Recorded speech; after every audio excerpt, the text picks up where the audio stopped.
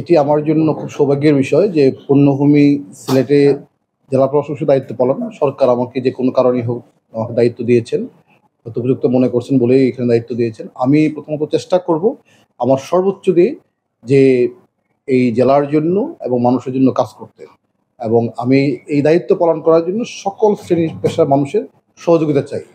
এবং আমি আশা করছি যে সবাই মিলে যখন কাজ করব সেটি অবশ্যই এই সিলেট একটি সুন্দর জেলা পরিণত হবে এবং সকলেই এটার বেনিফিশিয়ারি হবে। এবং আমি সকলকে অনুরোধ করব যেন সবাই নিয়ম মানে এবং আইন মেনে চলার চেষ্টা করে। আমি সেই কাজটাই করার চেষ্টা করব। এখানে বেশ কয়েকটা জিনিস আমার প্রায়োরিটি থাকবে। প্রথমত আইন শৃঙ্খলা, পরিবেশ, পর্যটন, শিক্ষা, স্বাস্থ্য, এই বিষয়গুলো আমার সকল কাজই প্রায়োরিটি থাকবে, কিন্তু এই কয়েকটা কাজের জন্য আমার স্পেশাল অ্যাটেনশন থাকবে।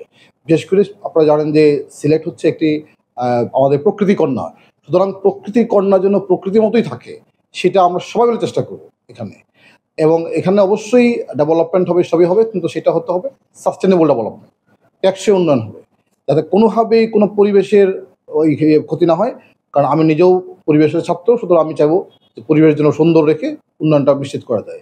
সুতরাং সেক্ষেত্রে আমি সকল শ্রেণী পেশার মানুষের, বিশেষ করে এখানকার যারা রাজনৈতিক নেতৃবৃন্দ আছেন, শিক্ষিত সমাজ আছেন, এবং আমাদের এখানকার যারা মিডিয়া আপনারা যারা আছেন, এবং সকল শ্রেণী পেশার মানুষের সহযোগিতা হবে। আজকের দিনে শুধু সবাইকে, সিলেটবাসীকে আমার সালাম এবং শুভেচ্ছা জানিয়ে আমি কাজ শুরু করতে চাই। আজকে দায়িত্ব নিয়েছি, আমি আশা করছি যে আমার এই সময়টা খুব ভালো যাবে এবং আমার জন্য খুবই একটা মেমোরেবল টাইম হবে সকলের জন্য। আমি সকলের সহযোগিতা চাই। আমি তো আজকেই যোগদান করেছি, আমাকে একটু সময় দেন একটু বিষয়গুলো একটু বুঝে নিতে, দেখি কি করা যায়। তদন্তের যে বিষয়টা তো আসছে সেটা দেখবো যে আসলে কোন কোন জায়গায় কি রিকমেন্ডেশন এসেছে, বা কি করা উচিত ছিল, বা কি করা যেত, কোথায় করা যায়নি, সেই বিষয়গুলো দেখে আমরা সেগুলো অবশ্যই আমার ব্যবস্থা নেব। এখানে অনেকগুলো বিষয়ই থাকবে, এখানে শুধু এটুকু বললাম যে একজন জেলা প্রশাসক হিসেবে এবং একজন মানুষ হিসেবে যতটুকু দেওয়া যায় আমি সবটুকু চেষ্টা করব।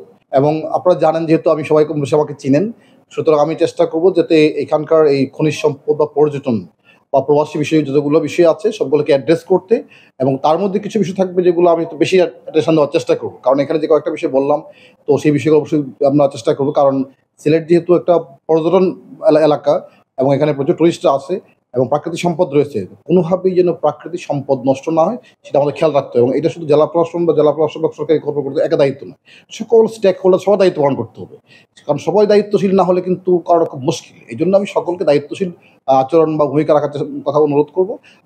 আমি আশা করছি যে সবাই মিলে কাজ করলে ইনশাল্লাহ অবশ্যই সেটা খুব ভালো থাকবে এবং আমাদের প্রাকৃতিক সম্পদ ভালো থাকবে, সংরক্ষিত থাকবে, পরিবেশ ভালো থাকবে, একই সাথে আমাদের পর্যটন নিশ্চিত হবে, পাশাপাশি আমাদের ডেভেলপমেন্ট নিশ্চিত হবে, তাতে কোনো সন্দেহ নেই।